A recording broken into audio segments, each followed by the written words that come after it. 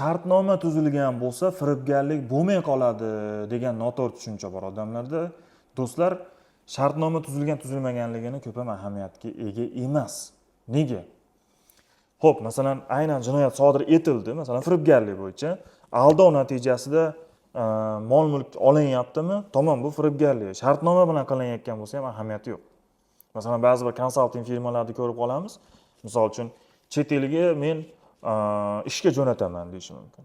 Lekin o'sha davlatni nimasini ko'radigan bo'lsangiz, qonunchiligini ko'radigan bo'lsangiz, qaysidir firma bilan shartnoma asosida ishchi qabul qilish ularning qonunchiligida bo'lmaydi o'zi aslida. Ya'ni umuman tagi bo'lmaydi. Yoki masalan, ba'zida quruvchi palonchi joyni sotaman deb turib shartnoma qilgan, lekin hali o'zini vakolati yo'q, uni sotishga qanaqadir hujjati yo'q, boshqasi yo'q. Mana shunaqa paytda farqi yo'q shartnoma tuzilgan, tuzilmagan. Bu firibgarlikdan boshqa moddalarda ham, masalan, aytaylik, tovlamachilikda ham.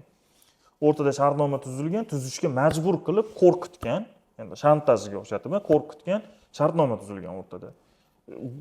Shuning uchun bu tovlamachilik deb hisoblanaveradi. Ya'ni shartnomani bu yerda ahamiyati yo'q. Qo'rqitgan, qo'rqitmaganlik masalasi ko'rib chiqiladi, lekin shartnoma tuzilgan bo'ldi, bu jinoyat bo'lmay qolibdi degan tushuncha noto'g'ri.